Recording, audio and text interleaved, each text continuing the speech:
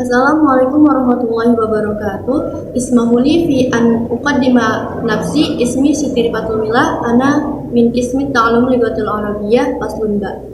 Sya'asyraha an maqalati bitawdu'i hubungan antara perkembangan manusia dan pendidikan.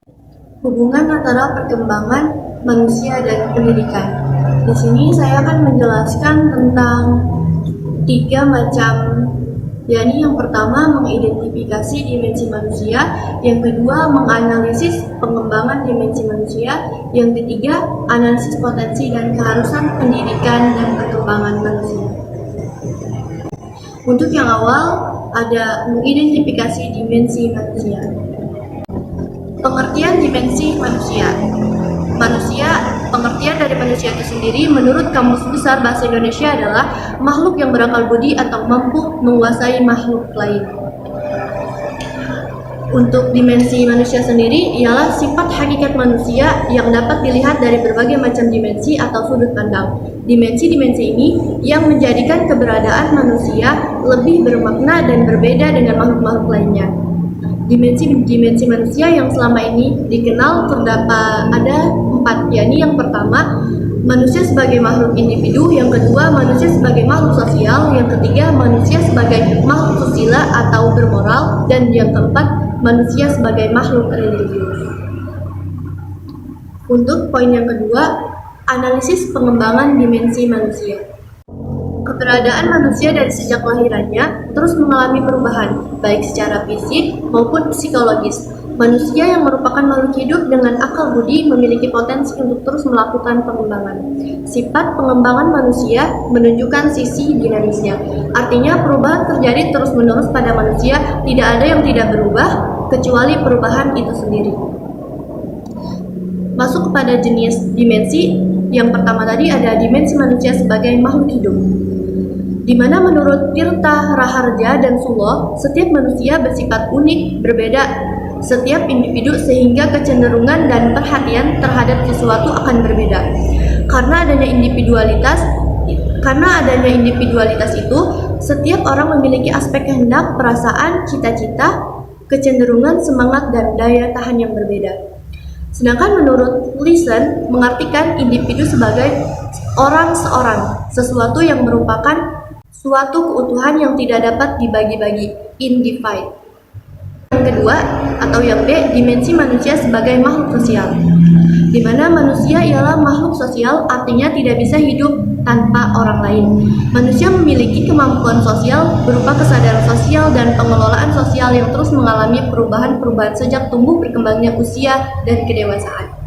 Dimensi manusia sebagai makhluk sosial memperlihatkan bahwa keberadaannya saling terkait satu sama lain.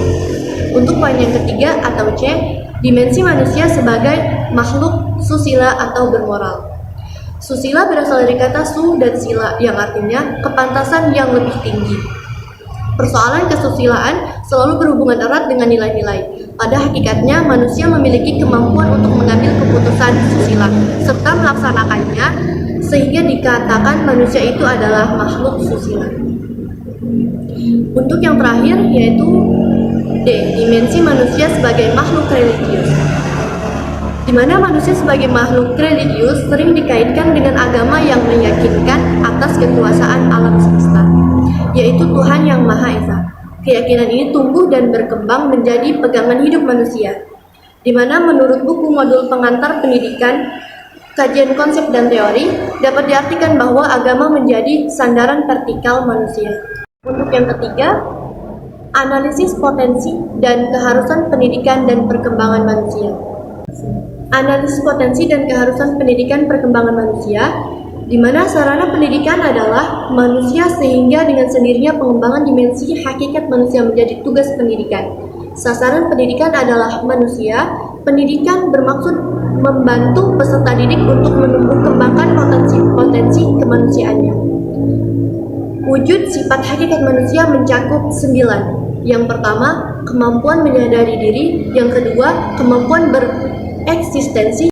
Yang ketiga, pemilikan kata hati. Yang keempat, moral. Yang kelima, kemampuan bertanggung jawab. Yang keenam, rasa kebebasan atau kemerdekaan. Yang ketujuh, kesediaan melaksanakan kewajiban. Yang kedelapan, menyadari hak, dan yang kesembilan atau terakhir, kemampuan menghayati kebahagiaan.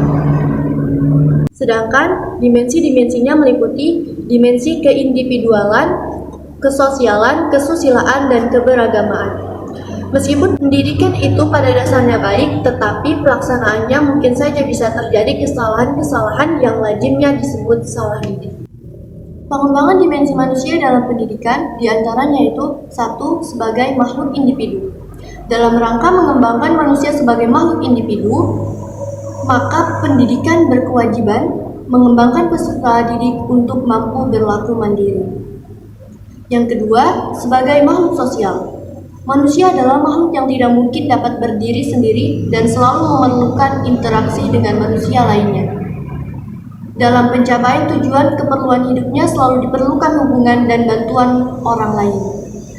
Dalam hal ini, tujuan pendidikan yang mengarah pada pengembangan manusia sebagai makhluk sosial adalah membentuk manusia yang dapat bekerja sama dengan orang lain dan menyesuaikan diri dengan lingkungan sosial sekitarnya.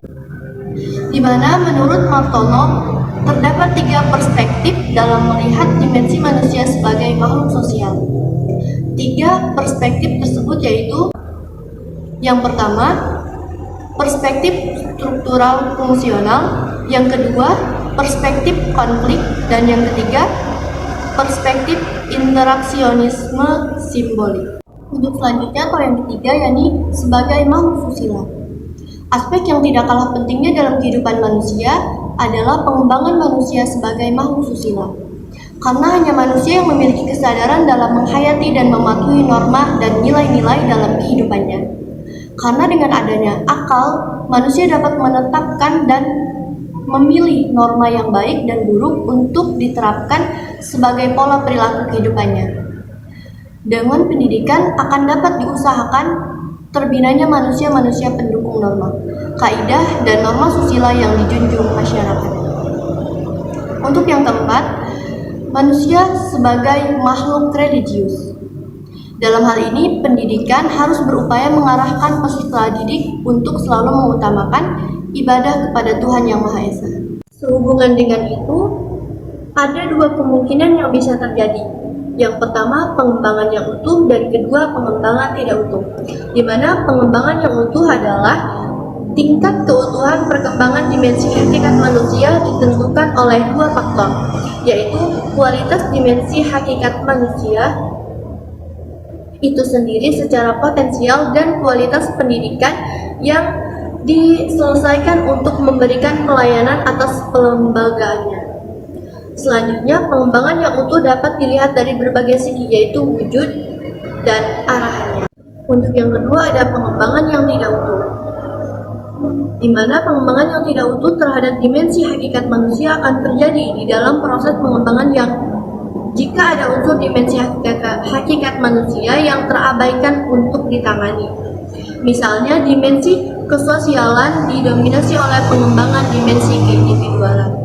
Untuk selanjutnya, terdapat hadis yang berkaitan dengan keharusan pendidikan bagi manusia yang berbunyi utubul ilma minal mahdi ilal lahdi, di mana tuntutlah ilmu sejak dari buayan hingga liang lahat. Selain itu, pendidikan merupakan hal yang sangat penting bagi manusia. Melalui pendidikan, manusia berharap nilai-nilai kemanusiaan dapat diwariskan. Bukan sekedar diwariskan, melainkan menginternalisasi bersifat nyata dalam watak dan kepribadian.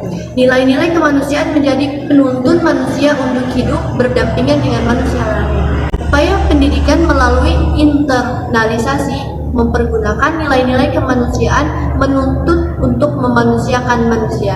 Oleh karena itu, pendidikan menjadi kebutuhan untuk manusia. Bagian terakhir yaitu kesimpulan. Kesimpulan dari hasil yang saya presentasikan, hubungan antara perkembangan manusia dan pendidikan memiliki keterkaitan yang sangat erat. Keduanya saling berhubungan. Bisa dikatakan manusia adalah subjek dan pendidikan adalah objek. Selain itu, pendidikan berkewajiban mengembangkan manusia sebagai peserta didik untuk mampu berlaku mandiri. Oleh sebab itu, tujuan pendidikan lebih diarahkan pada pengembangan pribadi yang mandiri, berbagai pengalaman di dalam pengembangan konsep, prinsip, generalisasi, kreativitas, kehendak, tanggung jawab, dan berbagai keterampilan perlu didapat oleh manusia sebagai peserta didik. Syukran kasiran. Mungkin hanya ini yang dapat saya sampaikan, kurang dan lebihnya saya mohon maaf. Rubuma hadza ma qaddamna baina ladaikum wa wajadtum khata'ati wal ghaladati min kalami hadatsatu minkumul afwan wa syukran ala ihtimamikum. Akhiran wassalamu alaikum warahmatullahi wabarakatuh.